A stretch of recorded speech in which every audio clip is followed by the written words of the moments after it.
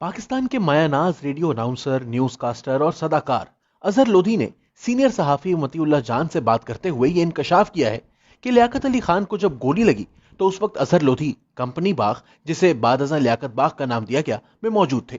और इन्होंने न सिर्फ लियाकत अली खान को गोली लगते हुए देखी, बल्कि जिस शख्स ने इन्हें गोली मारी इसको भी गोली लगते देखी और इसे गोली मारने वाले को भी अपनी आंखों से देखा। अजहर लोधी के मुताबिक लियाकत अली खान जिस वक्त स्टेज पर पहुंचे तो उस वक्त स्टेज पर सिर्फ एक कुर्सी, एक मेज, एक रोस्ट्रम और एक माइक मौजूद था।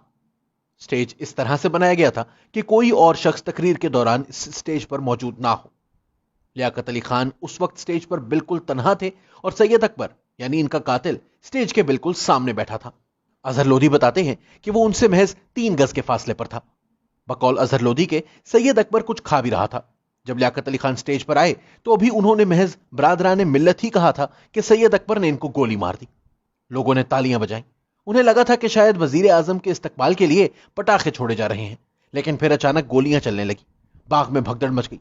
वो बताते हैं कि उन्होंने लियाकत अली खान के कोट में से धुआं उठते देखा और फिर वो गिर गए। हैरत अंगेज तौर पर लियाकत अली खान न सिर्फ गोली लगने के मौके पर स्टेज पर अकेले थे, बल्कि अगले आधे घंटे तक कोई इनकी लाश के करीब भी नहीं गया। कोई वर्कर, कोई दूसरा सियासी लीडर इनके साथ नहीं था, सिवाय नवाब सद्दीक अली खान के, जिनकी गोद में लियाकत अली खान का सर रखा था। इस दौरान कोई सिक्योरिटी वाला वहां नहीं आया, यहां तक कि एम्बुलेंस भी वहां मौजूद नहीं थी। वो भी आधे घंटे बाद पहुंची। वजीर आजम का जलसा और एम्बुलेंस तक मौजूद ना हो। अजहर लोधी बताते हैं कि जब भगदड़ मची तो इनके अपने सर में भी चोट लग गई। वो कश्मीर रोड तक गए, जो इस जमाने में इतनी कशादा नहीं थी। अजहर लोधी के बकौल वो कश्मीर रोड से वापस आए। इनके सर से खून बह रहा था और वो रो रहे थे। और इतनी देर बाद जब वो वापस बाग के अंदर दाखिल हुए तो कंपनी बाग बिल्कुल खाली था। लोगों की टोपियां और कोट जा बजा फैले हुए थे और स्टेज पर उस वक्त तक भी लियाकत अली खान की लाश अकेली पड़ी थी और कोई सिक्योरिटी अफसर वहां नहीं पहुंचा था।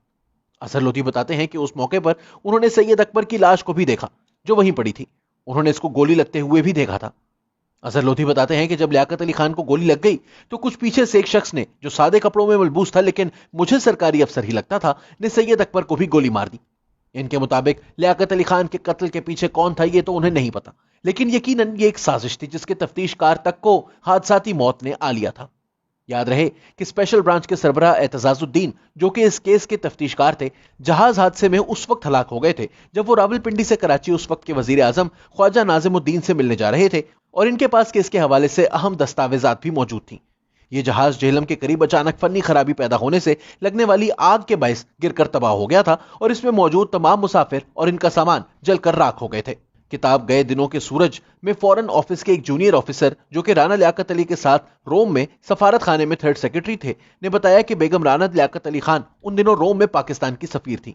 हुकूमत ने लियाकत अली खान के कत्ल के बाद उनके खानदान के लिए 5,000 रुपए वजीफा मुकर्रर कर दिया था। यह रकम चूंकि थोड़ी थी तो बेगम राना लियाकत अली खान को रोम में सफीर लगा दिया गया।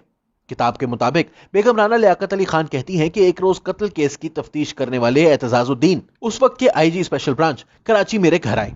उन्होंने मुझे बताया कि वो कातिल तक पहुंच चुके हैं। अगर वो चंद दिन मजीद रह गए तो ये राज राज नहीं रहेगा।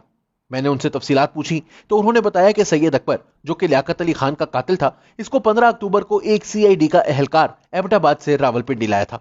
होटल के रजिस्टर में भी इसका नाम दर्ज है।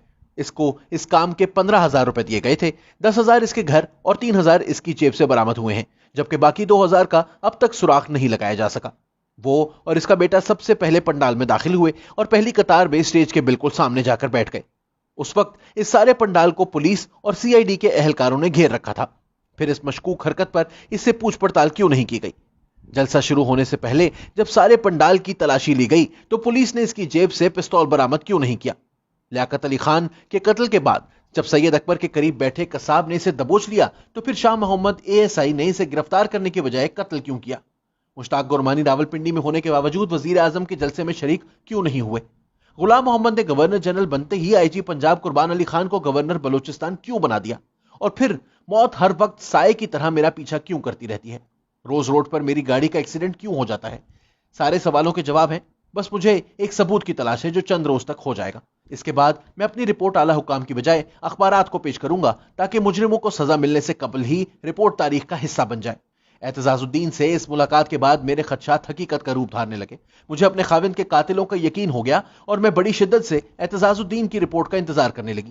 لیکن چند روز بعد جب اس کی رپورٹ مکمل ہو گئی تو اس طیارے کو اعتزاز الدین اور اس کی رپورٹ سمیت بم سے اڑا دیا گیا. یوں میری آخری امید بھی دم توڑ گئی. بعد ازاں فروری 1958 میں مشتاق گرمانی بمقابلہ زیڈ سلیری کیس میں لاہور ہائی کورٹ نے لیاقت علی خان قتل کیس کی فائل کا مطالبہ کیا تو اس وقت کے اٹارنی جنرل نے 25 فروری تک یہ فائل عدالت میں پیش کرنے کا وعدہ کیا. لیکن وہ پیش کرنے میں ناکام رہے اور 1 مارچ 1958 کو عدالت کو بتا دیا گیا کہ یہ فائل گم ہو چکی ہے اور اس کو ڈھونڈا جا رہا ہے. 8 مارچ کو سی آئی ڈی کے ایک افسر نے عدالت کو بتایا کہ فائل نہیں مل سکی، لہٰذا اسے عدالت میں پیش نہیں کیا جا سکتا. پاکستان میں اکثر کہا جاتا ہے کہ لیاقت علی خان کی موت کی وجہ وہ تقریر تھی جس میں انہوں نے پاکستان کے تمام صوبوں کے نام انگلیوں پر گنے اور انگوٹھے کو کشمیر قرار دیتے ہوئے مکہ ہوا میں لہرایا اور بھارت کو وہ مکہ پسند نہ آیا. اظہر لودھی بھی انٹرویو میں اسی مکے کی طرف اشارہ کرتے ہیں. لیکن کیسی عجیب بات ہے کہ اس قتل سے فائدہ اٹھانے والے سب پاکستانی سیاستدان اور بیوروکریٹ تھے. اس قتل کا تفتیش کار طیارہ حادثے کا شکار ہو گیا اور فائل پاکستانی افسران سے گم ہو گئی. کیا یہ سب بھی بھارت کر رہا تھا؟ اظہر لودھی کے مطابق کمپنی باغ جلسے کی سیکیورٹی کا انتظام ایس پی نجف خان کی ذمہ داری تھی. اس کا بھائی اس وقت ایک سپاہی تھا. بعد ازاں میرے والد جو خود بھی پولیس میں تھے جب جہلم میں پوسٹڈ تھے تو نجف خان کا یہی بھائی جو کچھ ہی سال پہلے محض ایک سپاہی تھا ایس پی بن کر جہلم میں تعینات ہوا، جس پر ان کے والد نے سروس سے استعفیٰ دے دیا کہ اب اس نوکری کا کوئی فائدہ نہیں. کیا یہ ترقیاں دلوانے میں بھی بیرونی ہاتھ شامل تھے یا کچھ اندرونی ہاتھ اس سازش میں ملوث تھے؟ ہمارے جیسے ملکوں میں ایسے سوالوں کے جواب کبھی نہیں ملتے.